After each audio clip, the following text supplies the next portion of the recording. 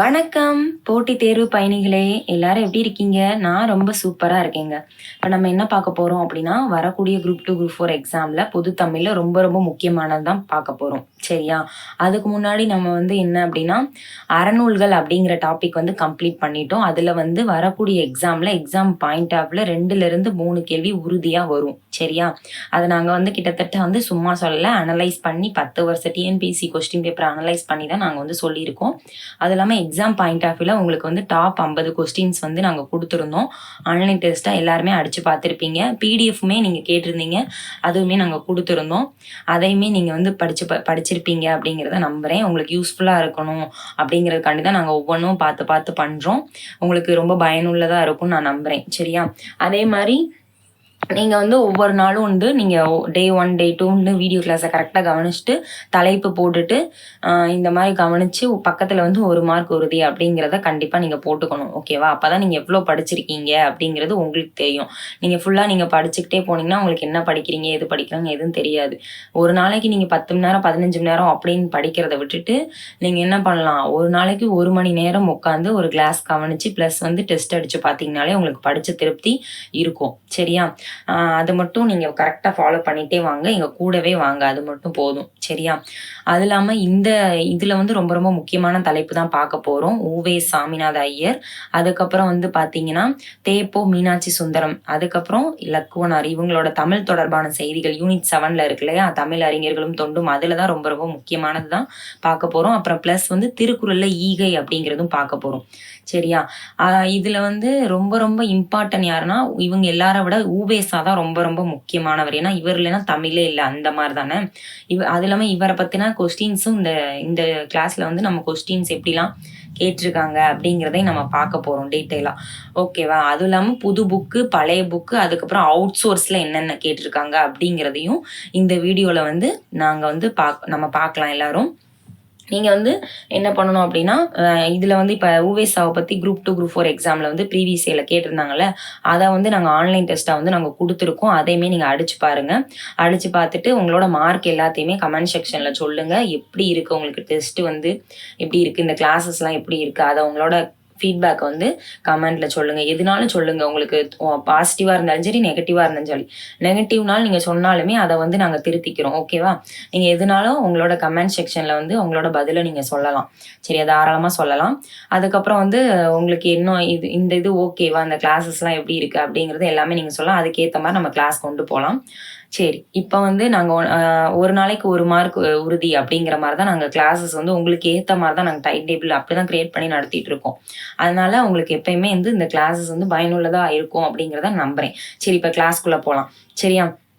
அதே மாதிரி மறந்துடாதீங்க, டே 1, டே 2 அப்படி போட்டு சிறுதுளி தான் பெருவெள்ளமாகும். சரியா? அதனால அந்த மாதிரி கரெக்டாக போட்டுட்டு ஃபாலோ பண்ணுங்க. சரி, இப்போ கிளாஸஸ் கவனிக்கலாம். ஓகேவா? அதுவும் இல்லாமல் 1 மணி நேரம் படித்தாலே போதும். 1 மணி நேரம் படித்தாலே உங்களால் கண்டிப்பாக போதும். நீங்கள் வளவலன்னு என்ன படிக்கணும் எது படிக்கணும்னு தெரியாமல் எல்லாத்தையும் உட்காந்து மக்கப் பண்ணிட்டு இருந்தீங்கன்னா அது படிக்கிறதெல்லாம் கொஸ்டினாக வரணும். அப்படி படித்தா ஓகே. அப்போ ஒரு நாளைக்கு 1 மார்க் அப்படின்னா 1 மணி நேரத்தில் உங்களுக்கு ஒரு கொஸ்டின். அப்போ ஈஸி. அந்த மாதிரி படிக்க எப்பயுமே சின்ன சின்னதுல தான் நம்ம பெருசாக போகணும். அந்த மாதிரி படிங்க. ஓகேவா? இப்போ நம்ம சேனலுக்கு யாராவது புதுசாக இருந்தீங்கன்னா சேனலுக்கு சப்ஸ்கிரைப் பண்ணிக்கோங்க. பெல் ஐக்கானை கிளிக் பண்ணிக்கோங்க. அதுக்கப்புறம் கிளாஸ் கவனிச்சுட்டு ஆன்லைன் டெஸ்ட் அடிச்சு பாருங்கள். ரொம்ப யூஸ்ஃபுல்லாக இருக்கும் நம்புகிறேன். சரி, ஓகே, இப்போ கிளாஸ்க்குள்ளே போகலாம். இப்போ ஊவேசா அப்படிங்கிறது பார்த்தீங்கன்னா கிட்டத்தட்ட அவர் புது புக்கு பழைய புக்கில் இருக்காரு. ஓகேவா? அதுக்கப்புறம் ஈகை அப்படிங்கிறதும் பார்த்தீங்கன்னா கிட்டத்தட்ட புது புக்கில் ஈகை அப்படிங்கிறது கிடையாது. சரியா? நம்ம திருக்குறள் கிட்டத்தட்ட நாங்கள் 2 மட்டும்தான் இருக்குது. அதனால நாங்கள் அதையும் அவுட் சோர்ஸ் எடுத்திருக்கோம். ப்ளஸ் பார்த்தீங்கன்னா இலக்குவனார் இருக்காங்களா, அவங்களும் புத்தகத்திலே இல்லை. அது நாங்கள் அவுட் சோர்ஸ் தான் எடுத்து வச்சுருக்கோம். மீனாட்சி சுந்தரனார் அப்படிங்கிறதுல 12th நமது அடையாளங்களை மீட்டவர் அப்படிங்கிறது இருக்குது. அதில் எல்லாரையும் பற்றி கொடுத்துருப்பாங்க. சிலபஸில் மீனாட்சி சுந்தரம் தானே இருக்காங்க. அதனால் நாங்கள் இவரை மட்டும் எடுத்து வச்சுருக்கோம். ஆனால் இதில் ரொம்ப ரொம்ப முக்கியமானது ஊவேசா தான். சரியா? எக்ஸாம் பாயிண்ட் ஆஃப் வியூல ரொம்ப முக்கியமான இவங்க 3 பேரில் ஊவேசா தான் ரொம்ப முக்கியம். இதுதான் கேட்டுட்டே இருப்பாங்க. ஏன்னா அவர் தானே தமிழ் தாத்தா அப்படின்னு சொல்கிறாங்க. அதனால் இது பழைய புக்கில் இவருக்குன்னு சொல்லிட்டு ஒரு சாப்டரே இருக்குது. சரியா? முதல் பருவத்துல சாப்டரே இருக்கு. 12th புக்ல வந்து ஜஸ்ட் வந்து ஒரு ஒரு எழுதியிருப்பாரு. அதனால குடுத்துருப்பாங்க. மித்தபடி 6th புக் பழைய புக் தான் ரொம்ப முக்கியமானது எக்ஸாம் பாயிண்ட் ஆஃப் வியூல. 12th புக்கும் அதுக்காண்டி படிக்க வேண்டாமான்னு இல்ல. 2மே ஒரு சேர படிக்கணும். எப்பயுமே வந்து புது புக்கு, பழைய புக்கு கம்பேர் பண்ணி படிச்சீங்கன்னா, கண்டிப்பா ஈஸியா ஸ்கோர் பண்ணலாம். ஓகேவா? இந்த யூனிட்ட பொறுத்த வரைக்கும். சரியா? யூனிட் 7 பொறுத்த வரைக்கும். அதுக்கப்புறம் நம்ம தகவல் கம்மியா இருக்கு அப்படிங்கிற பட்சத்துல தான் நம்ம வந்து அவுட் சோர்ஸ் வந்து எடுத்து குடுத்துட்டு இருக்கோம். ஓகேவா? இப்ப வந்து இப்ப ஒவ்வொன்னா பார்க்கலாம். ஃபர்ஸ்ட் பார்த்தீங்கன்னா, ஈகைங்கிறது அதில கம்மியா இருக்கனால நாங்க வந்து எடுத்து வச்சிருக்கோம். சரி ஓகே. இப்போ ஊவேசா அப்படின்னு பார்த்தீங்கன்னா, அவர் வந்து இவர வந்து ஃபர்ஸ்ட் ஒரு கதை மாரி வந்து குடுத்துருப்பாங்க. இவர் வந்து 6th புக்ல ஒரு சாப்டர் குடுத்துருப்பாங்க. இந்த கதையெல்லாம் வந்து என்ன சொல்றது? கதைய வந்து நான் இந்த கதையில உள்ளதுல எக்ஸாம் பாயிண்ட் ஆஃப் வியூல மட்டும் உங்களுக்கு வந்து நான் சொல்றேன். சரியா? அதாவது என்ன சொல்றாங்க அப்படின்னா, ஃபர்ஸ்ட் வந்து அவர் வந்து ஒரு பெரியவர். சரியா? பெரியவர் வந்து வாசல்ல நிக்கிறாங்க. ஏதோ உதவி கேட்டு வந்திருக்காங்க அப்படின்ற மாரி நெனைக்கிறாங்க. பார்த்தா யாருன்னு பார்த்தீங்கன்னா, அவர் தான் நல்ல படிப்பாளியா தெரியிறாரு. அவர் தான் யாரு அப்படின்னா, "என்ன வேணும்?" அப்படின்னு கேட்டதுக்கு வந்து, "எனக்கு இந்த மாரி வந்து உங்க வீட்ல வந்து ஓலைச்சுவடி இருக்கிறதா நான் கேள்விப்பட்டிருக்கேன். உங்க வீட்ல இருந்த ஓலைச்சுவடிலாம் கொண்டு எனக்கு வேணும்." அப்படின்றதுக்கு அவரு சொல்றாரு. இந்த பெரியவர் வந்து அந்த வீட்டுக்கார்ட்ட சொல்றாரு. அதுக்கு வந்து ஓலைச்சுவடியெல்லாம் வந்து நான் படிச்சுட்டு திருப்பி குடுத்துருவேன் அப்படிங்கிற மாரி சொல்றாரு நம்ம உவேசா. அதுக்கு வந்து உதவி மறுக்காமல் அத வந்து செய்யணும் அப்படிங்கிற மாரி இவரு கேட்குறாரு. ஆனா அவர் என்ன சொல்றாரு அப்படின்னா, அவருக்கு ரொம்ப கோவம் வந்துருச்சு. கோவம் வந்துட்டு நான் வந்து ஆடிப்பெருக்கு அன்னைக்கு தான் என்னது அந்த விடியற் காலையில தான் ஓலைச்சுவடி வந்து நான் போடுவேன். ஆத்துல ஓடுவேன். உனக்கு நான் குடுக்க மாட்டேன் அப்படின்னு சொல்லி கத்தி அனுப்பிட்டாரு. சரியா? ஓலைச்சுவடி எந்த நாள்ல வந்து வெளியிட்டாங்க? இதுல போட்டாங்க அப்படின்னா, ஆடிப்பெருக்கு அன்னைக்கு போட்டாங்க. சரியா? ஆடிப்பெருக்கு அன்னைக்கு தான் அந்த ஓலைச்சுவடிய வந்து ஆத்துல விடுற நாள். ஆடிப்பெருக்கு. சரியா? அந்த இடத்துலலாம் போடுவேன். உனக்கு குடுக்க மாட்டேன். உனக்கு பொறுக்கலையா? அப்படின்னு சொல்லி திட்டி அனுப்பிடுறாரு. உடனே உவேசா வந்து என்ன பண்றாருன்னா, அது வந்து அவங்க சாஸ்திரம், சம்பிரதாயம் அப்படின்னு சொல்லி அந்த மாரி ஃபாலோ பண்ணிட்டு இருக்காங்க. உவேசா வந்து கடைசி வரைக்கும் அவர் குடுக்கவே இல்ல உவேசாக்கு. எவ்வளோ கெஞ்சியும் குடுக்கல. அதுக்கப்புறம் பார்த்தீங்கன்னா, அவர் அந்த ஊர விட்டு போல. உவேசா வந்து ஓலைச்சுவடி வாங்கி தான் போவேன் அப்படிங்கிற மாரி அவங்க வீட்டு திண்ணையிலே படுத்துட்டே இருந்திருப்பாரு. அதுக்கப்புறம் காலையில பார்த்தீங்கன்னா, அதில என்ன பண்ணுவாருன்னா, விடிய காலையில வந்து ஓலைச்சுவடிய வந்து ஆற்றுக்கு அவர் கொண்டு போறத பார்ப்பாரு. அவர் பின்னாடியே போயி அதில என்ன பண்ணுவாரு அப்படின்னா, ஓலைச்சுவடி அவர் ஆற்றுல போட்டுருவாரா. போட்ட பிறகு என்ன பண்ணுவாங்க, பெரியவர் வந்து தேடி தேடி எடுப்பாரு. எடுத்து முடிச்சோனையும் அந்த ஈரத்த வந்து தன்னோட வேட்டியால தொடச்சுட்டு அங்கங்க வந்து வாசிக்க தொடங்குவாரு. அப்பம்போது கண்ணீர் வந்து அவருக்கு வருது. சரியா? தேடி தேடி வந்து தமிழ வந்து அவர் என்ன பண்ணுவாரு, இலக்கியங்கள வந்து எ எ சேகரிச்சது வந்து அந்த சுவடியில நெறைய இருக்கும். சரியா? இது எங்க நடந்துச்சு அப்டின்னா, அந்த அந்த ஓலைச்சுவடி வந்து எங்க போட்டாங்க அப்டின்னா, ஈரோடு மாவட்டம். சரியா? ஈரோடு மாவட்டத்துல எங்க? ஈரோடு மாவட்டம் கொடுமுடி அப்டிங்கிற இடத்துல தான் போட்டிருப்பாங்க. சரியா? ஈரோடு மாவட்டம் அப்படிங்கிறதுல கொடுமுடி அப்படிங்கிற இடத்துல போட்டிருக்காங்க. சரியா? அங்க தான் இந்த நிகழ்வு நடந்திருக்கு. சரி இதுவும் கேட்பாங்க. ஈரோடு மாவட்டம் கொடுமுடி அப்படிங்கிற ஊர்ல. சரியா? அந்த பெரியவர் தான் ஓவேசான்னு சொல்லிட்டாங்க. சரி. அந்த காலத்துல வந்து ஒரு எழுத்து எதுவுமே கிடையாது. சரியா? பனை ஓலைய வந்து நல்லா பக்குவப்படுத்தி, அதுல தான் எழுத்தாணிய வச்சு எழுதியிருக்காங்க. அந்த எழுத்தாணிய வச்சு எழுதுறது தான் ஓலை சுவடி அப்படின்றத சொல்றாங்க. சரியா? அந்த காலத்துல வந்து பார்த்தீங்கன்னா, எழுதும்போது ஓலை வந்து ஏன்னா ஆணிய வச்சு எழுதுவாங்க. கிழியக்கூடாதுன்னு சொல்லிட்டு, என்ன இருக்காது அப்படின்னு பார்த்தீங்கன்னா, ஒற்றை கொம்பு. அதாவது அந்த டிஃபரெண்ட் இருக்காது. ஒற்றை கொம்பு, இரட்டை கொம்பு அந்த வேறுபாடு இருக்காது. சரியா? அதே மாரி இந்த பெரண அப்படிங்கிறத பேரண அந்த மாரிலாம் ஒத்தை கொம்பு இந்த இதெல்லாம் இருக்காது. எக்ஸாம்பிள் வந்து குடுத்துருக்காங்க. இதெல்லாம் இருக்காது அப்படிங்கிற மாரி சொல்றாங்க. சரியா? அதுக்கப்புறம் பார்த்தீங்கன்னா, பிழை இல்லாமல் எழுதணும் அப்படிங்கிறதுக்காக தான் உ.வே.சா என்ன பண்ணிருன்னா, வெவ்வேறு சுவடிகள நெறைய ஒப்பிட்டு பார்த்த பிறகு அவரு அதுக்கப்புறம் தான் வந்து அச்சுக்கே வந்து அனுப்பியிருக்காரு. எழுதி முடிச்சுட்டு எல்லாத்தையும். சரியா? அதுக்கப்புறம் பார்த்து தாள்ல எழுதி அச்சிட்டு புத்தகத்த அதுக்கப்புறம் தாள்ல எழுதின பிறகு அந்த புத்தகமா நம்ம இப்ப படிக்கிறோம் அப்படின்னா, அதுக்கு வந்து உ.வே.சா தான் காரணம். சரியா? அந்த காலத்த வந்து இலக்கியங்கள் வந்து ஓய்வில்லாம என்ன பண்ணியிருக்காரு, அத சேகரிக்கிறதுக்காண்டி ஓய்வில்லாம உழைச்சிருக்காரு அவரு. ஓகேவா? இப்ப வந்து இத வந்து கேட்கலாம். இப்ப இந்த குறிஞ்சி பாட்டுல இதுவும் கேட்டிருக்காங்க. குறிஞ்சி பாட்டு அப்படிங்கிறதுனாலே நம்மளுக்கு என்னது 99 பூட்கள் ஞாபகம் வரும். அந்த பூக்கள்ல மொத்தமே அவர் வந்து பார்த்தா, அவருக்கு வந்து 96 பூ தான் கிடைச்சிருக்கு. மிச்சம் அந்த 3 பூ கிடைக்கவே இல்ல. 96 தான். அதுவே அவருக்கு வந்து ரொம்ப இது மன வருத்தமா இருக்கும். இந்த 3 பூக்காண்டி அவர் ரொம்ப தேடி தேடி அலைவாரு. மொத்தம் கிடைச்சது 91. மொத்தம் இருந்தது 99. ஆனா கிடைச்சது 96 தான். சரியா. அதுக்கப்புறம் ஓலைச்சுவடி இப்போ எங்கெங்கே இருக்குன்னா கீழ்த்திசை சுவடி நூலகம் சென்னையில் இருக்குது. அதுக்கப்புறம் அரசு ஆவண காப்பகம் அதுவுமே சென்னை தான். அதுக்கப்புறம் உலக தமிழாராய்ச்சி நிறுவனம் சென்னை. அப்புறம் சரஸ்வதி நூலகம் அங்கே வந்து சரஸ்வதி தஞ்சாவூர். சரியா. இந்த இடத்துலலாம் இந்த பாக்ஸ் இதெல்லாம் படிச்சுக்கோங்க. நூலகம் எங்கெங்கே அந்த இது ஓலைச்சுவடி எங்கே இருக்குன்னு கேட்பாங்க. சரியா. அதுக்கப்புறம் நான் சொன்னேன்ல அந்த பூக்கள் வந்து நான் சொன்னேன் 3 பூக்கள் வந்து தெரியல, அதனால அவர் வந்து தெளிவா இல்லைன்னு சொல்லிட்டு அவர் அதனால விட்டுடலை. யார்கிட்ட இருக்கான்னு ஊர் ஊரா தேடி தேடி ஒவ்வொரு நூலகத்துக்கா அலைஞ்சிருக்காரு. ஓகேவா. குறிஞ்சி பாட்டு அப்படிங்கிறது வந்து கபிலர். சரியா. குறிஞ்சி பாட்டுனா கபிலர் அப்படின்ற மாதிரி சொல்றாங்க. குறிஞ்சி கபிலர் அப்படிங்கிறதும் சொல்லுவாங்க. சரியா. அதுக்கப்புறம் பார்த்தீங்கன்னா இந்த சைடில் இருக்குது பார்த்தீங்களா, இதை வந்து நல்லா மனப்பாடம் பண்ணிக்கோங்க. 8 தொகைனா 8, 10 பாட்டு 10. அதாவது இது கேட்பாங்க 8 தொகை 10 பாட்டை வந்து பதிப்பித்த நூல்கள், உவேசா பதிப்பித்த நூல்கள், இந்த நூல்களெல்லாம் கொடுத்துட்டு இதில் வந்து ஏதாவது ஒரு அவர் பதிப்பிக்காத நூல்களை ஒன்று கொடுத்துட்டு இது எது அவர் பதிப்பிக்கல அந்த மாதிரி கேட்பாங்க. சரியா. இதை கொஞ்சம் பார்த்துக்கோங்க.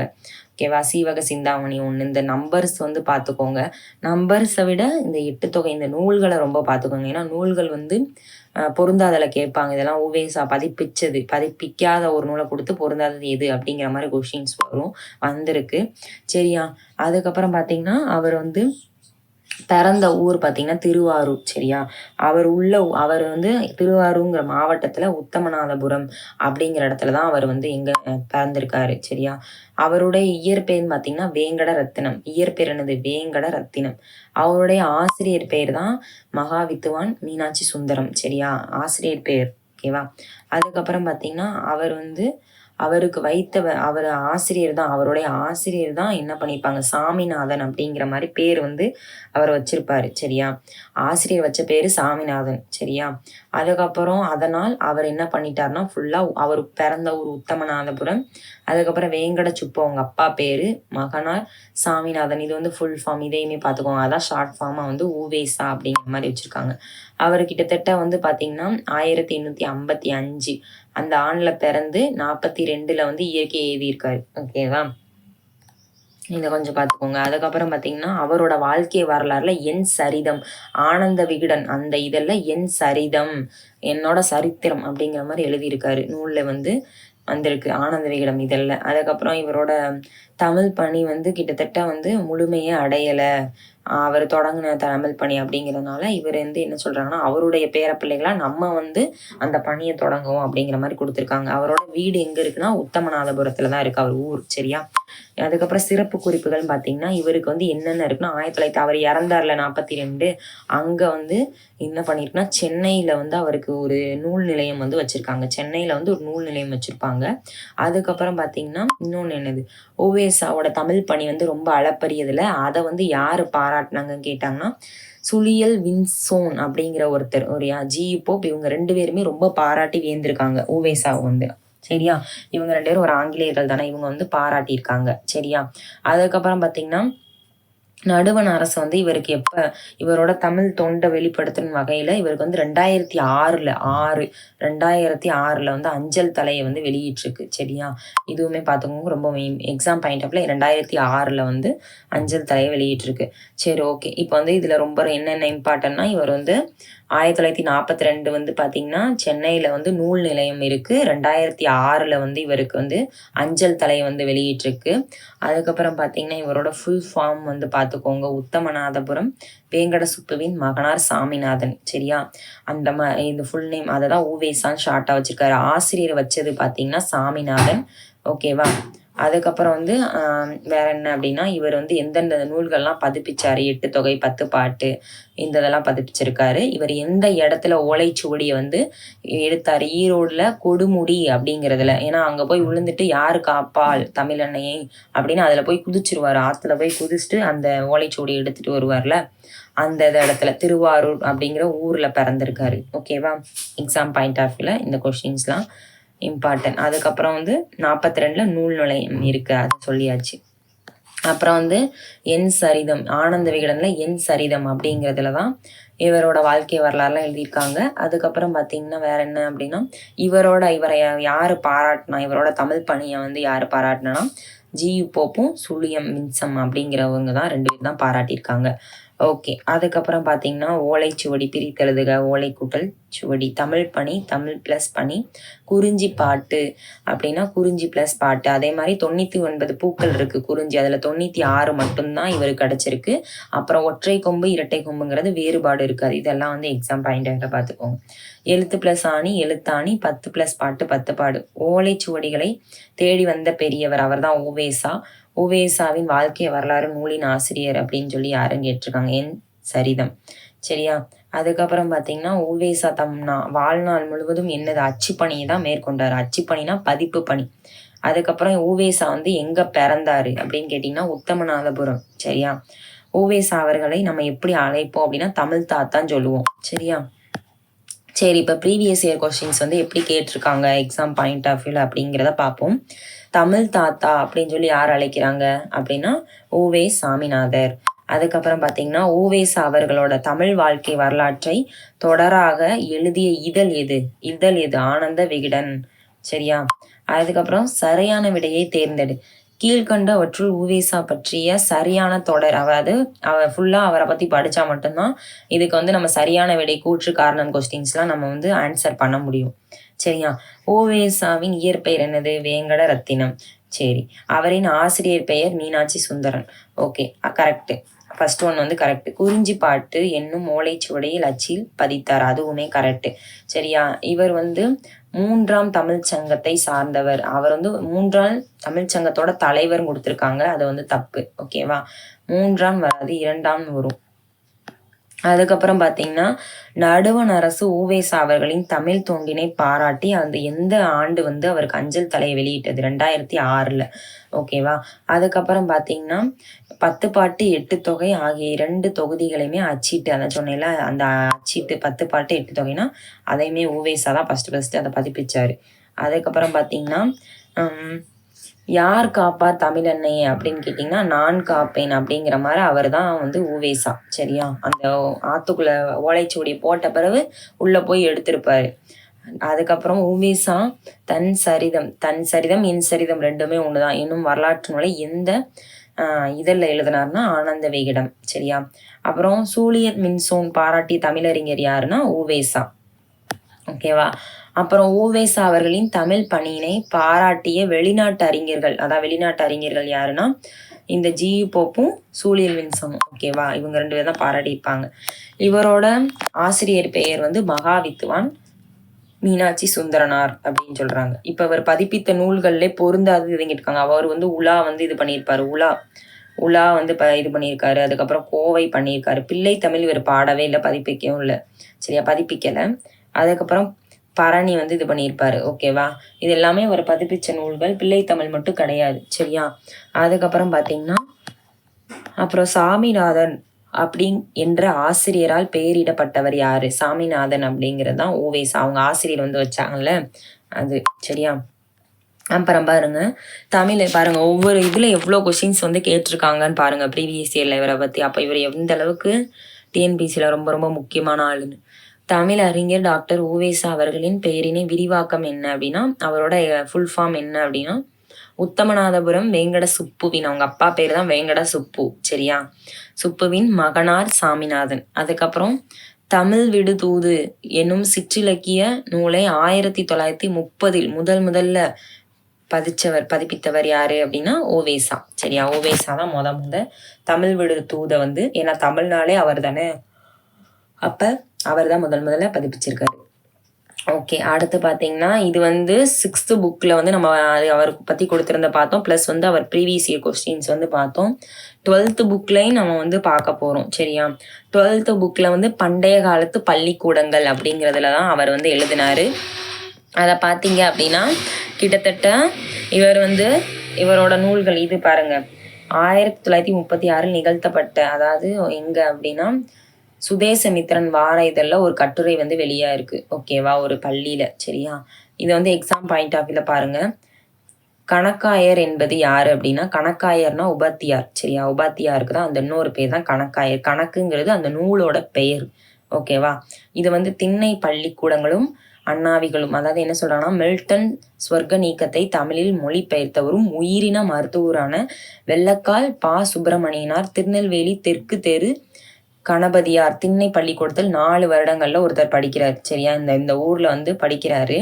வரலாற்று ஆய்வாளர் அவர். சரியா? தமிழறிஞருமான டாக்டர் ராசமாணிக்கர் அப்படிங்கிறவர். அவர்கிட்ட வந்து மௌன குருன்னு ஒருத்தர் இருக்கார். அவர்கிட்ட வந்து படிச்சிட்டு இருக்காங்க. சரியா? இதுல நற்றிணை நூலின் உரையாசிரியர் பின்னத்தனார் நாராயணசாமி. இதெல்லாம் நூல் வந்து ஒவ்வொரு இதுவும் ஆனா எக்ஸாம் பாயிண்ட் ஆஃப் வியூல ஊவேசாங்கிறது மட்டும்தான் ரொம்ப ரொம்ப இம்பார்ட்டன்ட். இது வந்து சும்மா வந்து ஜஸ்ட் ரீட் பண்ணிக்கோங்க. சரியா? ஓகேவா? இதை வந்து அந்த திண்ணை பள்ளிக்கூடங்கள் வந்து எப்படிலாம் இருந்துச்சு அந்த இதை வந்து இதை சொல்லியிருக்காங்க. திண்ணை பள்ளிக்கூடத்துல யார் யாரெல்லாம் வந்து எப்படி படிச்சாங்க அந்த இதை வந்து ஜஸ்ட் ஒரு இது மாதிரி கொடுத்துருக்காங்க. அதை வந்து ஜஸ்ட் ரீட் பண்ணிக்கோங்க. எக்ஸாம் பாயிண்ட் ஆஃப் வியூல மட்டும் உங்களுக்கு நான் சொல்றேன். சரியா? அதுக்கப்புறம் பார்த்தீங்கன்னா அந்த மன்றங்கள் இருக்குல்ல, அதாவது ஊர்தோறும் வந்து நிறையா ஒரு பெரிய மரத்துக்கு அடியில் வந்து மன்றங்கள் இருக்குமா. சரியா? அதை வந்து என்னன்னா அம்பலம் என்றும் அந்த மன்றம் அந்த மன்றத்தை மன்றம் சொல்லுவாங்க, அம்பலம் அப்படின்னு சொல்லுவாங்க. அங்கே தான் வந்து பள்ளிக்கூடமாக வந்து மாறி இருக்கு. அந்த காலத்தில் முத திண்ணை பள்ளிக்கூடங்கள் எப்படிலாம் இருந்துச்சு அப்படிங்கிறத அந்த பாடத்தில் வந்து சொல்லியிருக்காங்க. அதுக்கப்புறம் கொஞ்ச நாள் கழிச்சு பார்த்தீங்க அப்படின்னா நிறைய அந்த பள்ளிக்கூடங்கள்லாம் கொஞ்சம் கொஞ்சம் அந்த மரத்தடி இருக்கும்ல, மரத்தடி வந்து சிறு குடிசையாக மாறிச்சு. சரியா? குடிசையாக வந்து மாறிச்சு. அப்புறம் கொஞ்சம் நாள் கழிச்சு பாடசாலைகள்லாம் உண்டாயிருக்கு. அதுக்கப்புறம் பார்த்தீங்கன்னா பள்ளி எனும் சொல்லுங்கிறது ஒரு ஜைன மடம். சரியா? புத்தம் அந்த ரிலேட்டடாக தான். அது வந்து பொதுவான பேர் தான் பாடசாலை அப்படிங்கிற மாதிரி. பாடசாலைக்கும் அந்த மடங்களுக்கும் உள்ள பொதுவான பேர் தான் அந்த பள்ளி அப்படிங்கிறாங்க ஜைன மதத்தில். ஆனால் பாடசாலைகள் வேறு மடங்கள் வேறு அப்படிங்கிற மாதிரி இருந்துச்சு. அதுக்கப்புறம் ரெண்டுமே ஒன்று அப்படிங்கிற மாதிரி. இப்போ தெரிந்து கொள்வோம் பாருங்க. வித்யாரம்பம் அப்படின்னு சொல்லி வித்யா ஆரம்பம் அப்படின்னா கல்வி தொடக்கம். சரியா? என்ன சொல்லியிருக்காங்க அப்படின்னா வித்யா அப்படிங்கிற ஒரு பொண்ணு வந்து என்ன பண்ணியிருக்கா, ஃபஸ்ட்டு வந்து என்னது ரம்பம் வாசிக்கிறா. சரியா? ரம்பம் அதுக்கு வந்து கல்வி கண்டிப்பா தேவை. சரியா? கல்வி தொடக்கத்துல வந்து என்னது அந்த பொண்ணுக்கு ரம்பம் வாசிக்கிறது தான் பிடிக்கும் போல. அதனால அவளுக்கு வந்து கல்வி வந்து கத்துக்கணும். நான் வந்து இந்த மாதிரி என்ன பண்றேன் அப்படின்னா ரம்பம் அந்த இதுக்கு பார்த்தீங்களா, அந்த ரம்பம் வந்து இது பண்றதுக்கு என்ன பண்றான், ஆரம்பம் வித்யாரம்பம் அப்படிங்கிறது வந்து ஸ்டார்டிங். சரியா? அதுதான் கல்வி தொடக்கம். ஓகேவா? இந்த இதுக்கு ஷார்ட்கட் சரியாக வரல. சரி, ரெண்டாவதுலேருந்து சொல்கிறேன். வித்யா பியாசம் அப்படின்னு இது வந்து இதை ஞாபகம் பாயாசம் ஞாபகம். சரியா? ஒரு பாயாசம் பண்ணணும்னா நம்மளுக்கு என்னது பயிற்சி தேவை. ஒரு கல்வி, அதுவுமே ஒரு கல்வி மாதிரி தானே. நம்ம கற்றுக்கிறது எல்லாமே கல்வி தான். சரியா? கல்விங்கிறது பார்த்தீங்க அப்படின்னா கல்வி பயிற்சி, அதாவது என்னது வித்யா பாயாசம். இந்த வித்யாபியாசம் அப்படிங்கிறது எனது பாயாசம் ஞாபகம் வச்சுக்கோங்க. அதுவுமே ஒரு பயிற்சி தேவை. சரியா? பாயாசம் வைக்கிறது பயிற்சி அப்படின்னா அதுவுமே படிக்கிறது மட்டுமா கல்வி, எல்லாமே நம்ம புதுசாக கற்றுக்கிறது எல்லாமே ஒரு கல்வியில தான் சாரும். சரியா? அதுக்கப்புறம் உபாத்தையார் அப்படிங்கிறது ஆசிரியர். சரி, எதுலேயே வாத்தியார்ன்னு இருக்கு, அப்போ ஆசிரியர் ஞாபகம் வச்சுக்கலாம். சரியா? வாத்தியார்னா ஆசிரியர். அதுக்கப்புறம் அஸ்ரபயாசம், இங்கே வந்து அஸ்ரபயாசம் இருக்கா. அஸ்ரா அப்படிங்கிறது அப்சரா ஞாபகம் வச்சுக்கோங்க. அப்சரா பென்சிலில் வச்சு தான் நம்ம எழுதுவோம். சரியா? எழுத்து பயிற்சினா அப்சரா தானே, அப்சரா பயிற்சி வச்சு தான் நம்ம எழுதுவோம் அப்படின்னு ஞாபகம் வச்சுக்கோங்க. அதுக்கப்புறம் பார்த்தீங்கன்னா கீழ்வாய் இலக்கம் அப்படின்னா கீழ்வாய் இலக்கம்னா அங்கே கீழ்ன்னு இருக்குது, அந்த பின்னம் இருக்குல்ல, பின்னத்தை தான் கீழ்த்தொகை. அந்த கீழ்த்தொகை மேல்வாய் இலக்கம்னா பின்னத்தோட மேல் தொகை. அதிலே ஆன்சர் இருக்குது கீழ் மேல்னு. அப்புறம் குழி மாற்று அப்படிங்கிறது வந்து பெருக்கல் வாய்ப்பாடு. சரியா? என்ன பண்ணணும் அப்படின்னா குழியில் வந்து என்ன பண்ணணும், குழிக்குள்ளே நம்ம வந்து கல் போட்டு ஆடுவோம். அப்போ குழினா என்னது, குழிக்குள்ளே கல் போடுவோம். அப்போ பெருக்கல் அப்படின்னு வச்சுக்கோங்க. அப்புறம் சீதால பத்திரம் அப்படின்னா தாளன் இருக்குது, இங்கே தாளை அப்படிங்கிற மாதிரி இருக்குது. அடுத்து நவித் தீபம் அப்படின்னா வங்காளத்தில் ஒரு ஊர். சரியா? வங்காளத்தில் ஒருவோட ஊர் தான் என்னது நவத் தீபம். சரியா? அதுக்கப்புறம் சரி, ஓகே, இது கொஞ்சம் பார்த்துக்கோங்க, ஏன்னா இது கேட்டிருக்காங்க, அதனால சொல்கிறேன். அடுத்து என்ன சொன்னேன், அஸ்ரா வயாசம் அப்படின்னா பாயாசம் அப்படிங்கிறது இருக்குது. அதை கொண்டு வராதிங்க. அஸ்ரா பாயாசம்ங்கிறது அப்சரான்னு எடுத்துக்கோங்க ஃபஸ்ட்டு. அப்சரானால எழுத்து அப்சரா வச்சு தானே எழுதுவோம், அப்சரா பென்சில். அப்போ எழுத்து பயிற்சி. வித்யா பியாசம் அப்படிங்கிறது கல்வியோட துவக்கம். சரியா? ஃபஸ்ட்டு வந்து என்ன சொல்கிறாங்க, வித்யா பாயாசம் அப்படிங்கிறது வந்து என்ன அப்படின்னா கல்வி பயிற்சி. சரியா? பாயாசம் வந்து வித்யா எப்படி வைக்கிறா அப்படிங்கிறத அவள் வந்து பாயாசம் வந்து எப்படி வைக்கிறாங்கிறத கல்வி மூலியமாக சொல்லி கொடுக்குறாங்க. வித்யா ஆரம்பம்னாலே ஃபஸ்ட் நம்ம கல்வி தான். சரியா? ஆரம்பம் வந்து ஃபஸ்ட்டு ஸ்கூலில் வந்து நம்மளுக்கு பிள்ளைங்களுக்கு வந்து இந்த அரிசிலாம் எழுத சொல்லுவாங்கள்ல, அரிசி மணல் அந்த இதெல்லாம் வந்து நம்ம எழுதணும்ல, அதுதான் வந்து ஆரம்பம், கல்வியோட தொடக்கம். சரியா? சீதாள பத்திரம் அப்படின்னா தாளை மடல், அதில் தாளை அப்படின்ட்டு தாளைன்னு ஞாபகம் வச்சுக்கோங்க. சரியா? இதெல்லாம் பார்த்துக்கோங்க, தெரிந்து கொள்வோம். பாக்ஸில் இருக்கிறதெல்லாம் ரொம்ப முக்கியம். சரியா? சொல்கிறாங்களே வித்யா ஆரம்பம்ங்கிறது கிட்டத்தட்ட ஒரு முதல் 5 வயசில் வந்து என்ன பண்ணால் ஃபஸ்ட்டு வந்து தாய் தந்தையர் வந்து கிட்டத்தட்ட என்ன பண்ணிட்டாங்கன்னா ஆசிரியர்கிட்ட அடைக்கலமாக கொடுத்து வந்தார்கள். இந்த மாதிரி எழுத வைக்கணும் பிள்ளைங்களை வந்து அப்படிங்கிற மாதிரி. சரியா? அது வந்து ஒரு விசேஷமாக நம்ம வந்து ஆயுத பூஜை, சரஸ்வதி பூஜைலாம் விசேஷமாக கொண்டாடுவோம். சரியா? அதை தான் இங்கே வந்து சொல்லியிருக்காங்க. அப்புறம் உபாத்தியார் அப்படின்னா ஆசிரியர். இதெல்லாம் வந்து என்ன அப்படின்னா இதில் வந்து பார்த்தீங்கன்னா அடுத்து பாருங்கள், மஞ்சள் விடுதூது, இந்த இதெல்லாம் சொன்னல, மஞ்சள் விடுதூது, மஞ்சள் குளிப்பாட்டி மையிட்டு முப்பாலும் மிஞ்ச புகட்ட மிக வளர்ந்தாய், அதான் தமிழ் விடுது தூது. 1930 வந்து உவேசா வந்து கிட்டத்தட்ட பதிப்பிச்சிருக்காரு. ஓகே, இதெல்லாம் வந்து ரீடிங் தான். சரியா? மையாடல்லாம் என்ன அப்படின்னா ஒரு அந்த காலத்தில் எப்படி வந்து எழுத வச்சுருக்காங்க, மையாடல் விழாங்கிறத ஒவ்வொன்றுக்கும் கொண்டாடி இருக்காங்க. அந்த மையாடல்னால் அந்த காலத்தில் எதுவுமே கிடையாது, எழுதுறதுக்கு ஸ்லேடு கிடையாது, அதுக்கப்புறம் வந்து குச்சி அந்த மாதிரி நம்ம இந்த மாதிரி இப்போ கலராக இருக்கிறதுலாம் அந்த மாதிரி கிடையாதுல்ல. இப்போ அந்த மாதிரிலாம் எப்படி வந்து அந்த மைய தடவி அந்த புத்தகத்தை வாசிக்கிறாங்க அப்படிங்கிறத ஒரு அந்த சாறு, அந்த என்ன சாறு, தக்காளி சாறு, இந்த மாதிரி டிஃப்ரெண்ட்டான அந்த இயற்கை மூலிகை அது, அந்த இயற்கையை வச்சு தான் நிறைய பண்ணியிருக்காங்க அப்படிங்கிறத ஒவ்வொன்றா கொடுத்துருக்காங்க. சரியா? அப்புறம் இங்கே பாருங்கள், மனன பயிற்சி அப்படிங்கிறது என்ன அப்படின்னா மனந் நூல்களில் வந்து என்னென்னா தமிழ், நிகண்டு, நன்னூல், காரிகை, தண்டியலகரம், இது எல்லாமே வந்து அந்த காலத்தில் பாடமாக இருக்குது. சரியா? அதுக்கப்புறம் பார்த்தீங்கன்னா சரி, இப்போ வந்து கற்பிக்கப்பட்ட நூல்கள் அப்படின்னு பார்க்கும்போது ஃபஸ்ட்டு எதெல்லாம் கற்பிப்பாங்க அப்படின்னா முக்கியமாக எப்பயுமே நம்மளுக்கு மாணவர்களுக்கு ஃபஸ்ட்டு பார்த்தீங்கன்னா ஸ்கூலுக்கு போனால் ஆத்திச்சூடி தான் சொல்லி தருவாங்க. அதான் ஔவையார் நூல்கள் எல்லாமே சொல்லி கொடுத்துருக்காங்க. சரியா? ஆத்திச்சூடி, கொன்றை வேந்தன், மூதுரை, நல்வழி, இந்த இதை தான் ஃபஸ்ட்டு வந்து சொல்லி தருவாங்க சரியா? அதுக்கப்புறம் வந்து கொஞ்ச நாள் கழித்து வியாபாரம் செய்வதற்கும் கோவில் பணி செய்வதற்கும் ஏற்றவாறு அமைத்த கணித முறை வந்து கட்டாயமாக வந்து கதைப்பாடல் வந்து கொடுக்கணும் அப்படிங்கிற மாதிரி சொல்லிட்டாங்க. ஏன்னா ஒரு மனுஷனுக்கு கணக்குங்கிறது ரொம்ப முக்கியம். எல்லாத்துலேயுமே நம்ம வாழ்க்கையில் கணக்குங்கிறது இருக்குனால நம்மளுக்கு வந்து அந்த பின்ன முறைகள், அந்த சொன்னையில கீழ்வாய் இலக்கம், மேல்வாய் இலக்கம், பின்னத்தோட மேல் தொகை, கீழ்த்தொகை, குழிமாற்று, பெருக்கல் வாய்ப்பாடு, நெல் இலக்கம், இதெல்லாம் வாய்ப்பாடு மூலியமாக கட்டாயம் வந்து மனப்பாடம் செய்யணும் அப்படிங்கிற மாதிரி சொல்லியிருந்திருக்காங்க. சரியா? சரி, அந்த எழுத்தாணிகள்ங்கிறத மடக்கெழுத்தாணி, வாரெழுத்தாணி, குண்டெழுத்தாணி அப்படிங்கிற மாதிரி சொல்கிறாங்க. சரியா? அதே மாதிரி அந்த எழுத்தாணியோட ஷேப்ஸ்லாம் எப்படி இருக்கும் அப்படிங்கிறதும் இங்கே கொடுத்துருக்காங்க. ஓகேவா? இப்போ உங்களுக்கு வந்து அதுக்கப்புறம் பார்த்தீங்கன்னா இரட்டை துளை உள்ள ஏடுகளில் ஒரு துளையில் செப்பு கம்பி அல்லது மூங்கிற்குச்சியை செருக்கி கட்டுவார்கள். அதான் நாராசம் என்று பெயர். நாராசம் அப்படிங்கிறது தான் அதோட பெயரும். அதாவது அந்த கம்பி, அந்த எழுதியிருக்காங்கல்ல, எழுத்துனதில் வந்து அந்த என்ன சொல்கிறாங்க, 2 ஓட்டை போட்டு அதில் வந்து ஒரு கம்பி மாதிரி கட்டி அந்த மூங்கி குச்சியை வந்து செருகி வைப்பாங்க. அதாவது அதை உழைஞ்சிடக்கூடாது, சேகரிக்கிற மாதிரி. சரியா? அந்த சூடி பதிப்பு பணி பண்ணுறதுக்கு முன்னாடி இந்த மாதிரிலாம் சேகரித்து வச்சதை இந்த மாதிரி பத்திரமா வந்து பாதுகாத்து வச்சுருக்காங்க. அதுக்கப்புறம் பாருங்கள், இந்த இதை பாருங்கள், பள்ளிக்கூடத்துக்கு காலையில் வர்றான் பார்த்தீங்களா, கிட்டத்தட்ட வந்து 5 மணிக்கே வந்துவிட வேண்டும் வகையில் பிள்ளைகள் பெரியவர்களை அழைத்து வருவதே வழக்கம். சரியா? 5 மணிக்கேலாம் ஸ்கூல் அந்த காலத்தில் வச்சுருக்காங்க. ஸ்கூலுக்கு வந்து பிள்ளைங்களை வந்து அம்மா அப்பா கூப்பிட்டு போகிறாங்க. முதல்ல யார் வர்றாங்களோ அவங்கள வந்து வேத்தான் அப்படின்னு சொல்லிடுவாங்க. சரியா?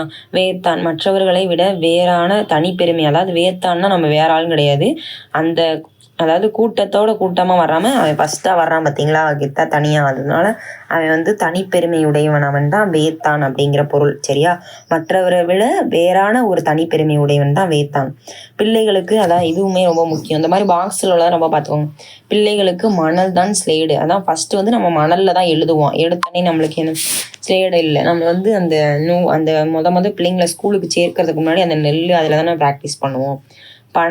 பனையேடு தான் புத்தகம், அப்படி எழுத்தாணி தான் பேனா அப்படின்னு சொன்னவர் ஊவேசா. சரியா? ஊவேசா தான் சொல்லியிருக்காரு பிள்ளைங்களுக்கு வந்து ஃபஸ்ட்டு வந்து இது மணல் தான் ஸ்லேடு, அதுக்கப்புறம் பனையேடு தான் புத்தகம். அந்த பனையேடுதில் தான் அவர் ஓலைச்சுவடி இது பண்ணார் புத்தகம் மாதிரி, எழுத்தாணி தான் பேனா அப்படிங்கிற மாதிரி அவர் சொல்லியிருக்காரு. ஓகேவா? அதுக்கப்புறம்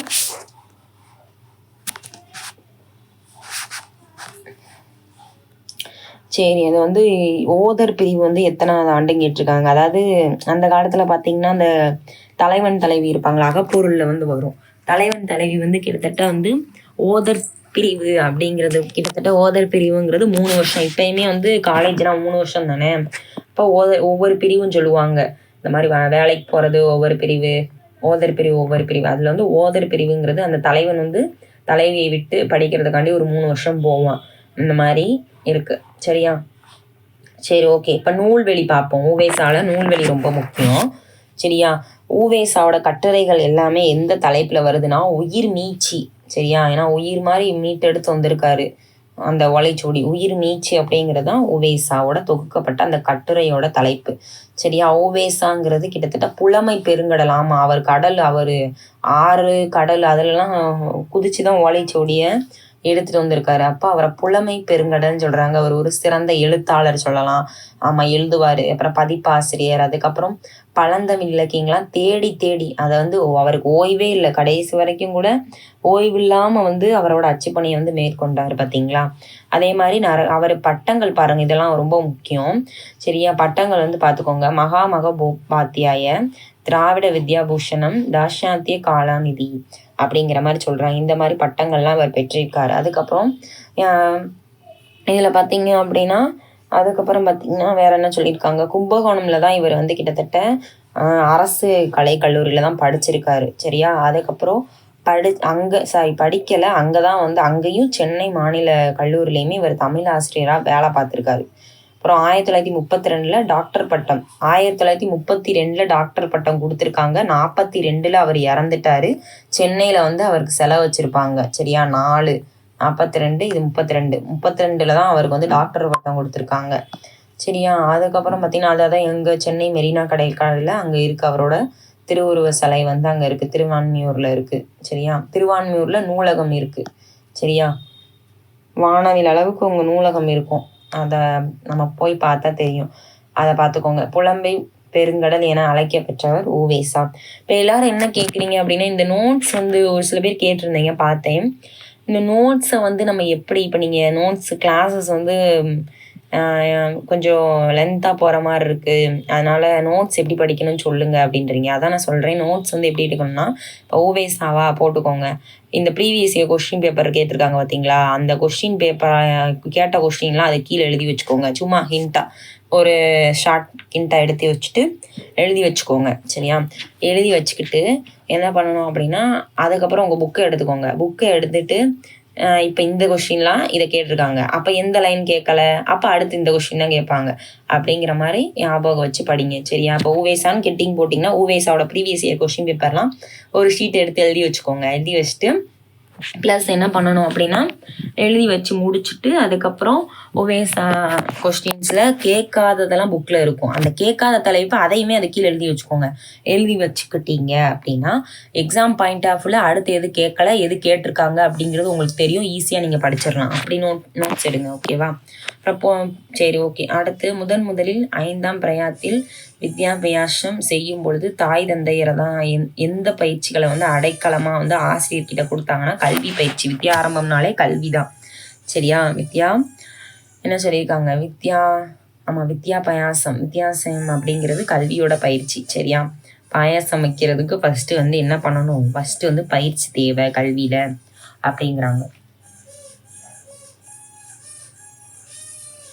அடுத்து தமிழ் தாத்தா என்று அழைக்கப்படுபவர் உவேசா. பார்த்தீங்கன்னா எத்தனை இது ப்ரீவியஸ் இயர் கொஸ்டினில் ரிப்பீட்டடாக வந்துக்கிட்டே இருக்குது. அந்த பாக்ஸ் கொஸ்டின்ஸ் கேட்டிருக்காங்க, ப்ளஸ் வந்து அந்த பெயர்கள் கேட்டிருக்காங்க.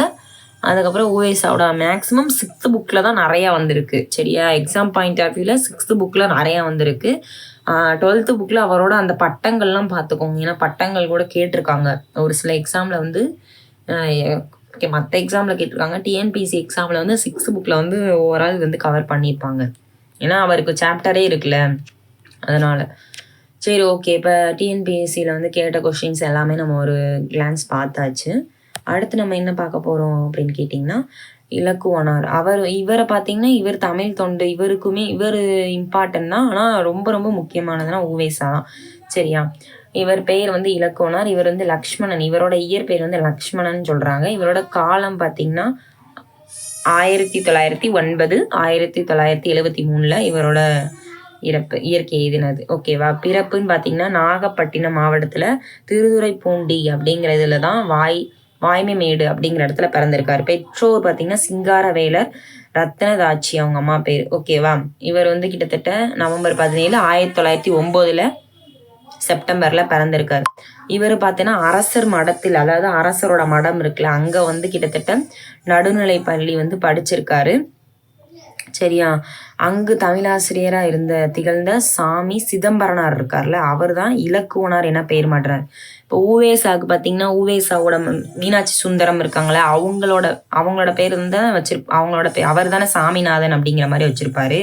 அதே மாதிரி இவருக்கு வந்து பார்த்தீங்கன்னா சிதம்பரனார் அப்படிங்கிறவர் தான் இலக்குவன், அப்படி லக்ஷ்மணங்கிறத இலக்குவன் அப்படிங்கிற மாதிரி மாற்றிட்டாரு. ஓகேவா. 2 பேருமே கொஞ்சம் ஒரே மாதிரி தான் எடுத்துருக்காங்க, ஆனால் வந்து ரொம்ப முக்கியம்னா அவர் தான்.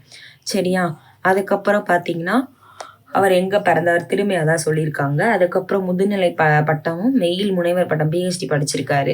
சரி, அவர் என்னென்ன பட்டங்கள் கிட்டத்தட்ட பார்த்தீங்கன்னா என்னென்னலாம் பட்டிருக்காருன்னா, செந்தமிழ் மாமணி அப்படின்னு சொல்கிறாங்க, பயிற்சி மொழி காவலர், இந்திய எதிர்ப்பு படை தளபதி, குரல் நெறி காவலர், மொழிப்போர் மூலவர், இலக்கண செம்மல், எல்லாம் டாக்டர் பட்டம். எழுதிய நூல்கள்னா அமைச்சர் யார் அந்த அமைச்சர் அப்படிங்கிற மாதிரி, தமிழகத்தில் நாம், அதுக்கப்புறம் கர்ம வீரர் காமராஜர், அதுக்கப்புறம் எழில் அரசி, காதலின் வெற்றி, சங்க இலக்கிய சொல்லோவியங்கள், தமிழ் மொழி தோற்றமும் வளர்ச்சியும். இதை நல்லா பார்த்துக்குவோம், இது வந்து ஒரு தடவை கேட்டிருந்தாங்க, தமிழ் மொழி தோற்றமும் வளர்ச்சியும் அப்படிங்கிறது லக்குவனார். சரியா, அதுக்கப்புறம் பார்த்தீங்கன்னா நடத்திய இதழ்கள் வந்து இதழ்கள் வேற நூல்கள் வேற. ஓகேவா.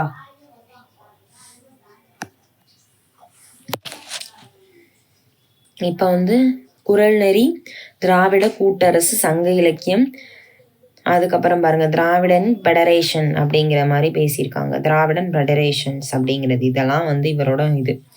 சரி, ஓகே. இப்போ இலக்குவனாருங்கிறது அவுட் சோர்ஸ் வந்து இப்போ கவர்மெண்ட் மெட்டீரியல் பார்த்தீங்கன்னா இதையுமே ஜஸ்ட் ஓரளவு பார்த்துக்கோங்க. இதை வந்து பார்த்தீங்கன்னா எக்ஸாம் பாயிண்ட் ஆஃப் வியூவில் வந்து பார்த்தீங்கன்னா இவர் இந்த இலக்குவனார் இருக்கார்ல, இந்த சொன்னேன்ல தமிழ் தோற்றமும் வளர்ச்சி, இவரோட நூல்களை தான் கேட்டிருக்காங்க. அது ஒரே ஒரு கொஸ்டின்ல தான் கேட்டிருக்காங்க, அதனால இவ்வளோலாம் வளவலன்னு படிக்க வேண்டாம். நீங்கள் வந்து ஜஸ்ட் நான் உங்களுக்கு ப்ரூஃப்காண்டி எடுத்துகிட்டு வந்திருக்கேன். சரியா, நீங்கள் வந்து இதை வந்து எக்ஸாம் பாயிண்ட் ஆஃப் வியூவில் நீங்கள் எடுத்துக்கணும் அப்படின்னா இந்த நூல் இதை மட்டும் நல்லா கான்சன்ட்ரேஷன் பண்ணி படிச்சுக்கோங்க, அதுதான் மெயின். சரியா, மித்தபடி அவர் எங்கே படித்தார், எந்த ஊரில் இருக்கார், அது தேவையில்லை நம்மளுக்கு வந்து இவர் எழுதின நூல்களும் அதுதான் ரொம்ப ரொம்ப முக்கியம். ஓகேவா. அதுக்கப்புறம் பார்த்தீங்கன்னா தமிழ் மொழி தோற்றமும் வளர்ச்சியும், அந்த ஆங்கில கட்டுரை வந்து இந்த 3 இருக்கும், அந்த ஃபெடரேஷன் தொடர்ச்சி, அந்த இதெல்லாம் வந்து அந்த 3 இது தொடர்ச்சியாக வருது பார்த்தீங்களா, அதுதான் இலக்குவனார். ஓகேவா. அதுக்கப்புறம் வந்து பார்த்தீங்கன்னா தேப்போ மீனாட்சி சுந்தரம், இவரோடது பார்த்தீங்கன்னா இவர் வந்து யார், மீனாட்சி சுந்தரம்ங்கிறது உவேசாவோட ஆசிரியர். சரி, 1934 தேப்போ மீனாட்சி சுந்தரனார் வந்து சிந்தாரிப்பேட்டை அப்படிங்கிற இடத்துல வந்து உயர்நிலை பள்ளியில் வந்து அவர் என்ன பண்ணியிருக்காரு, கிறிஸ்துவமும் தமிழும் அப்படிங்கிற பொருள் குறித்து சர்க்குனர் அப்படிங்கிற இடத்துல வந்து என்ன பண்ணியிருக்காரு, உரையாற்றிருக்காரு. ஓகேவா. அதில் வந்து நிறையா பேர் கேட்டு அந்த நூலை வந்து மயிலையர்னு ஒருத்தர் இருக்கார், அவர் வந்து இந்த நூலை வந்து எழுதியிருக்காரு, அவர் கேட்ட உரையை வந்து ஆர்வமாக எழுதி வச்சிருக்காரு. ஓகேவா. இதுதான் வந்து தமிழின் தொல் இலக்கியம். அதுக்கப்புறம் வந்து இவருடைய முதல் நூலை இதுதான், இந்த கிறிஸ்தவ தமிழும் அப்படிங்கிறது தான் இவரோட முதல் நூல், பௌத்தமும். அதுக்கப்புறம் பாருங்க இந்த நூல்லாம் பார்த்துக்கோங்க. சரியா? இதுவே இவருடைய முதல் நூல்னு சொல்றாங்க. தமிழின் தொல் இலக்கியம், அதுக்கப்புறம் தொல்கலை, நிறைய தொல்லெழுத்து இதெல்லாம் ரொம்ப ஈடுபாடு காரணமாக தான் பௌத்தமும் தமிழும், சமணமும் தமிழும் இந்த மாதிரிலாம் வந்தாலே மீனாட்சி சுந்தரனார். ஓகேவா? இதெல்லாம் வந்து இவர் எழுதியிருக்காரு. அது இல்லாமல் அச்சமயத்திற்கு தமிழுக்கு ஆற்றிய தொண்டுகள் வந்து நிறைய அளப்பரிய தான். அதனை அவர் காழ்ப்புணர்வின்றி நடுநிலையாக நின்று தான் இந்த நூல்களை வந்து, அதாவது எந்த ஒரு என்னது பாகுபாடு இல்லாமல், அது சமயம், அந்த சமணம், இந்த சமணம், பௌத்தம் அப்படிங்கிற மாதிரி இல்லாமல் நடுநிலையாக அவருக்கு மனசாட்சிக்கு தகுந்த மாதிரி அவர் இந்த நூல்கள்லாம் எழுதியிருக்காரு. சமயம், மானுடவியல், தமிழக வரலாறு, தொல்பொருள் ஆய்வு, கலை வரலாறு, மொழி ஆய்வு இந்த மாதிரி நிறைய துறைகளில் வந்து கிட்டத்தட்ட கவனம் செலுத்தியிருக்காரு. குறிப்பாக வந்து கல்வெட்டு ஆய்வில் வந்து அவருக்கு ரொம்ப பயிற்சி அதிகம். சரியா? அதனால இந்த வட்டெழுத்து, கோலெழுத்து, பிராமி எழுத்து இந்த மாதிரி இதெல்லாம் என்ன பண்ணியிருக்காருன்னா எளிதாக வாசிக்க முடிஞ்சிச்சு அவரால். சரியா? வரலாறு, இலக்கியம், கலையியல், சமயம் என பல்வேறு துறை நூல்களை வந்து எழுதியிருக்காரு. ஓகேவா? வேங்கடசாமியின் பன்முக அறிவை விளக்குகிறது. இவர் எழுதியிருப்பது வந்து வேங்கடசாமியின் பன்முக அறிவை. இதுவுமே அவுட் சோர்ஸில் உள்ளது தான். சரியா? இந்த புக் மெட்டீரியல் வந்து கவர்மெண்ட் மெட்டீரியல் வந்து அதுவுமே உங்களுக்கு நான் இங்கே கொடுத்துருக்கேன். பிடிஎஃப் வந்து நீங்கள் வந்து பார்த்தீங்க, பிடிஎஃப் வந்து இப்போ கொஞ்சம் ஒர்க்கு ரொம்ப இருக்கனால பிடிஎஃப் வந்து மெட்டீரியல் வந்து ரெடி பண்ண முடியல. அதனால் நாங்கள் ஒவ்வொரு யூனிட்டுமே முடிஞ்ச பிறகு இப்போ நாங்கள் அறநூல்கள் கொடுத்தோம்ல, அறநூல்கள் நீங்கள் படித்தாங்க அதெல்லாம் நீங்கள் படித்து ஃபாலோ பண்ணியிருந்தீங்கன்னா இப்போ நீங்களே நீங்கள் வந்து நாங்கள் சொல்கிறது உங்களுக்கு சப்போஸ் வந்து உங்களுக்கு கரெக்டாக இல்லை அப்படின்னா நீங்கள் வந்து பார்த்தீங்கன்னா நீங்களே 10 வருஷம் கொஸ்டின் பேப்பர் அனலைஸ் பண்ணி பாருங்கள். அறநூல்களில் 2லேருந்து 3 கொஸ்டின் கேட்காத வந்து கொஸ்டின் பேப்பரே கிடையாது. அதனால் நீங்கள் இப்போ கரெக்டாக ஃபாலோ பண்ணிட்டு வந்தீங்கனாலே போதும். சரியா? சரி, இப்போ நான் சொன்னேன்ல நூல்கள் தான் ரொம்ப முக்கியம். மீனாட்சி சுந்தரனோட இந்த நூல்கள்லாம் பாருங்கள். இதில் இவர் பார்த்தீங்கன்னா இவருக்கு சிறந்த ஆய்வு நூல் எதுனா காணல் வரி. சரியா? அதாவது சிலப்பதிகாரத்தில் வந்து அதை பற்றி சொல்லுவார், அந்த கதையை வந்து சொல்லுவார், தமிழரோட அந்த பண்பாடு அதெல்லாம் வந்து சொல்லியிருப்பார். காணல் வரி. அதுக்கப்புறம் மொழி நூல், சிறந்த மொழி நூல் அப்படின்னு பார்த்தீங்கன்னா ஆய்வு நூல்னா காணல். சரியா? ஆய்வு அப்படி காணல் வரியாக பயிற்சி ஆய்வு பண்ணுறதெல்லாம் அப்படிங்கிற மாதிரி. சிறந்த மொழி நூல் அப்படிங்கிறது தமிழ் மொழி வரலாறு, மொழி நூல், மொழி அதை மாதிரி. சரியா? அப்புறம் பிற நூல்கள்னால் இவரோட அதே மாதிரி மீனாட்சி சுந்தரனோடது குடிமக்கள் காப்பியம் இதுவுமே கேட்டிருக்காங்க. அந்த நூல்கள் தான் எப்பயுமே ஆசிரியரை பொறுத்த வரைக்கும் நூல்கள் தான் ரொம்ப முக்கியம். சரியா? இயற்பெயர் நீங்கள் படிக்கும் போதே என்ன படிக்கணும், நூல் குறிப்பு, நூல்வெளிலாம் படிக்கிறீங்கன்னா அவர் பேர், அவர் என்ன பேர், அவரோட இயற்பெயர் என்ன, அவருக்கு எதுவும் வேறு பேர்கள் இருக்கா அதை படிச்சுக்கோங்க, அவரோட நூல்கள் படிச்சுக்கோங்க. ப்ளஸ் வந்து அவர் எதுவும் நூல்களுக்கு சாகித்ய அகாதமி விருது வாங்கியிருக்காரா அப்படிங்கிறத கனெக்ட் பண்ணி படிச்சுக்கோங்க.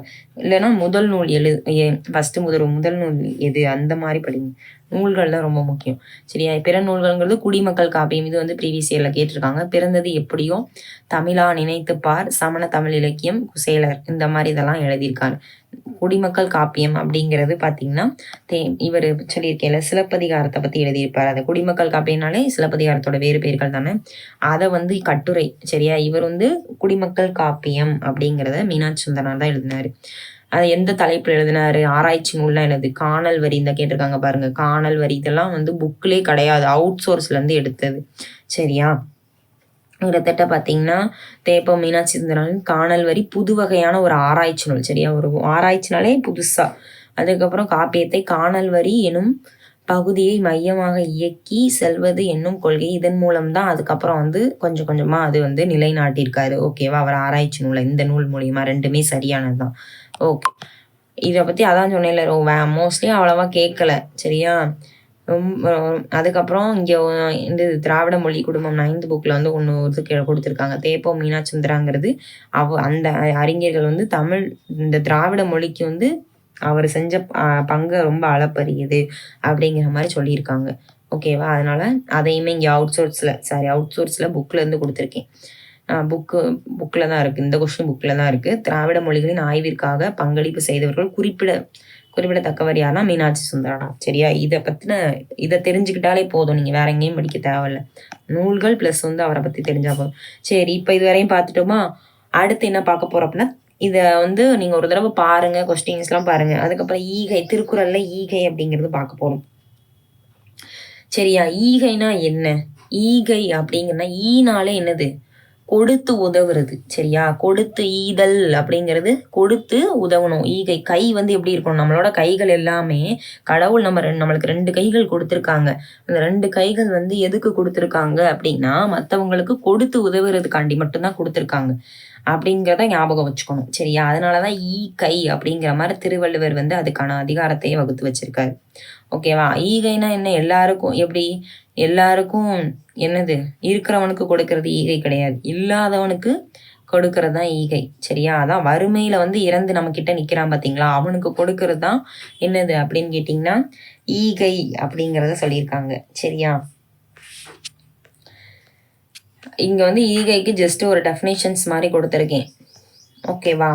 ஃபர்ஸ்ட் பாருங்க, குறள் பாருங்க. ஃபர்ஸ்ட் ஒன்று, வரியார் கொன்று. அதாவது வரியார் கொன்றுனா என்னது? வரியார்னா யாரு? இல்லாதவர்களுக்கு. சரியா? இல்லாதவங்களுக்கு ஈவதே. வரியார் கொன்று ஈவதே ஈகை மற்றெல்லாம் குறி எதிர்ப்பை நீரதுடைத்து. அப்படின்னா என்ன சொல்றாங்க? வரியார்னா இல்லாதவனுக்கு கொடுத்து உதவுறது தான் ஈகை. சரியா? மற்றது எல்லாமே என்னது? ஈகை கிடையாது அப்படின்றாங்க. மற்றது எல்லாமே எதிர்பார்த்து பண்றது. நம்ம இவனுக்கு பண்றோம், நாளைக்கு நம்ம வந்து இவனுக்கு பண்ணதுனால அவன் நம்மளுக்கு பண்ணணும் அப்படின்னு சொல்லி எதிர்பார்க்குறோம்ல, அதெல்லாம் வந்து ஈகையே கிடையாதுங்கிறாங்க. யார் ஒருத்தன் இல்லாம நிக்கிறானோ, பசியால வருந்து நிக்கிறானோ, வறுமையில வாட்டி இருக்கானோ, அவனுக்கு கொடுக்கறதா ஈகை அப்படிங்கிறத சொல்றாங்க. குறி எதிர்ப்பு அப்படிங்கிறது பார்த்துக்கோங்க, சொற்பொருள்ல ப்ரீவியஸ் இயர்ல கேட்டிருக்காங்க. அப்படின்னா அந்த குறி எதிர்ப்புங்கிறது என்னது? பயன் கருதாமல் அந்த பண்ற உதவி. சரியா? எதிர்பார்த்து பண்ணாதது, அதுதான் அதோட பொருள். ஓகேவா? எந்த ஒரு எதிர்பார்ப்புமே இல்லாம இதனால இது அப்படிங்கிற மாதிரி இல்லாம இருக்கும்ல, அதை வந்து கேட்டிருக்காங்க. குறி எதிர்ப்பு மித்த எல்லாமே ஈகையே கிடையாது அப்படின்னு சொல்லிட்டாங்க. நம்ம இல்லாதவங்களுக்கு கொடுக்கறதுதான் ஈகை. ஓகேவா? சரி, அது அடுத்து செகண்ட் ஒன் பாருங்க. நல்லாறு எனினும் கொழல் தீது மேலுலகம் இல்லெனினும் ஈதலே நன்று. அதாவது என்ன சொல்றாங்க அப்படின்னா, கொடுக்கறது வந்து நல்ல விஷயம்தான். சரியா? ஆனா நம்மகிட்ட இல்லை அப்படின்ட்டு இன்னொருத்திட்ட போய் கேட்குறோம் பாத்தீங்களா, அது வந்து அப்படி எனக்கு இதை கொடு அப்படின்னு சொல்லி நம்ம கேட்குறோம்ல, அது ரொம்ப கொடுமையான விஷயமா. அதாவது கேட்டு வாங்குறோம்ல, அது ஒரு இகழ்வான விஷயம். குழல்ங்கிறது கேட்டு வாங்குறது தான். சரி, ஆனா கேட்டு வாங்குறது என்னது?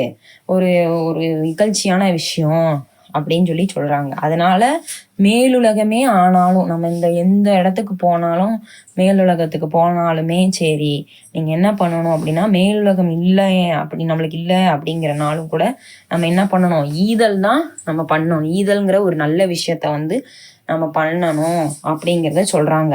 சரியா?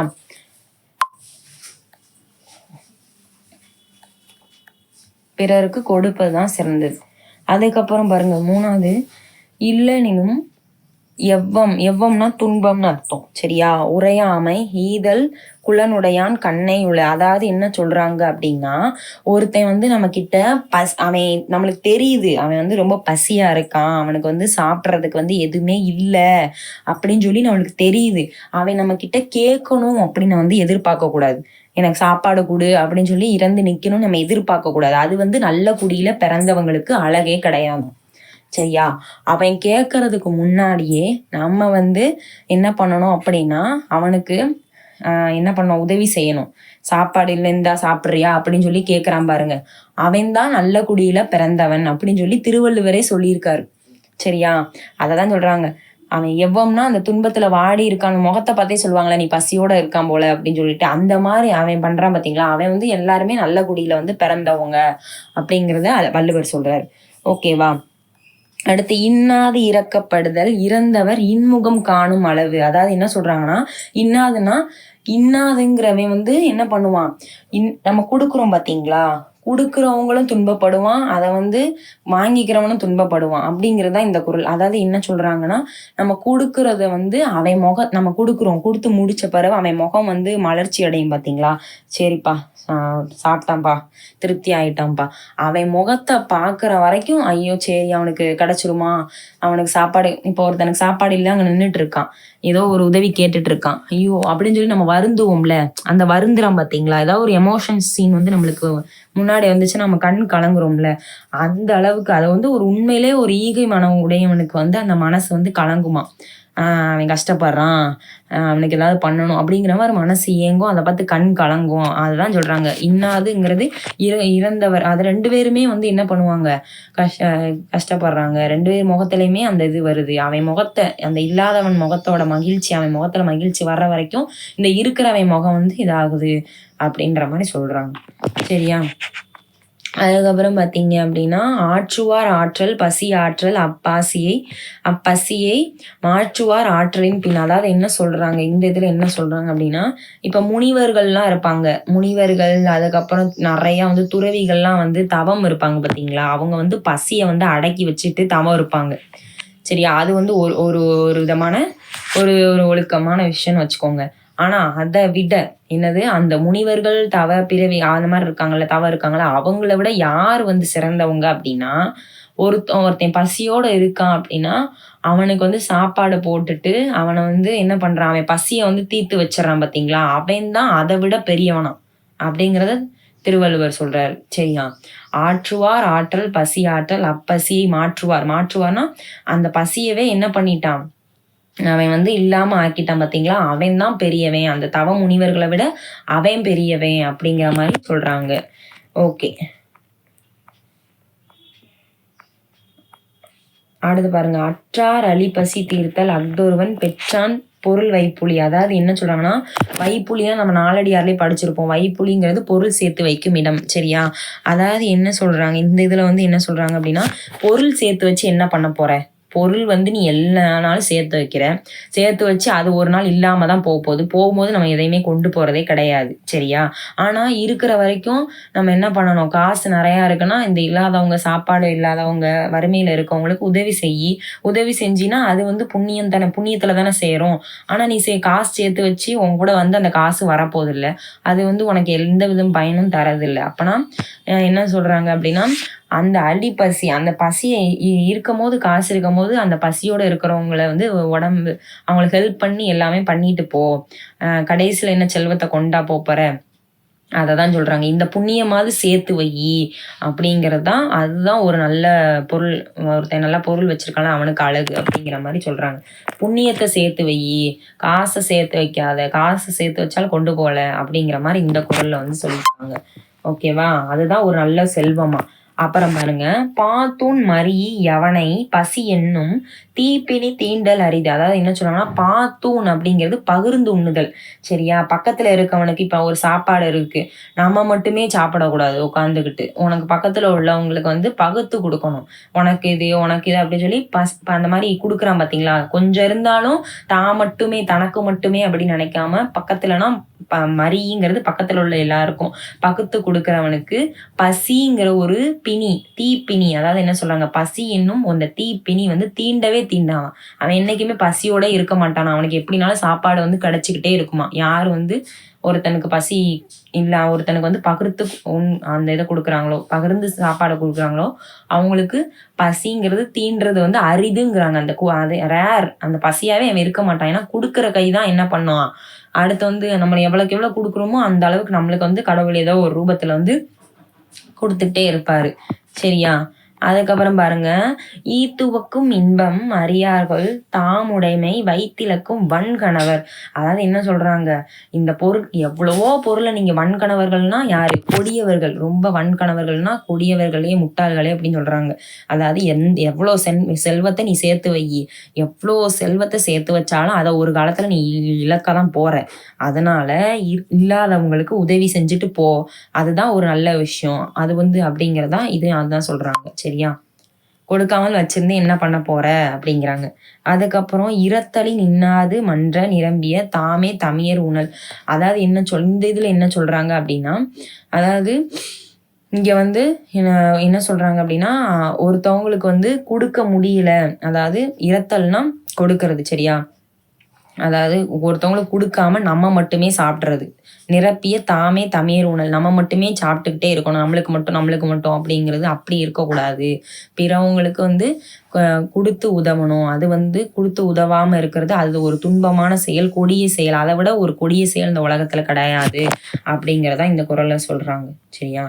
அதான் இங்க சொல்லியிருக்காங்க, அந்த பொருளோட குறைபாட்டை நிரப்புவதற்காக உள்ளத்தை பிறருக்கு ஈயாமல் தாமே நம்மளுக்கு நம்மளுக்கே இது பண்ணி என்னது நம்மளும் ஒரு நாள் வந்து வறுமையில கஷ்டப்படுவோம் அப்படிங்கிற மாரி, அதை விட அது துன்பமான விஷயம் அப்படிங்கிற மாரி சொல்றாங்க.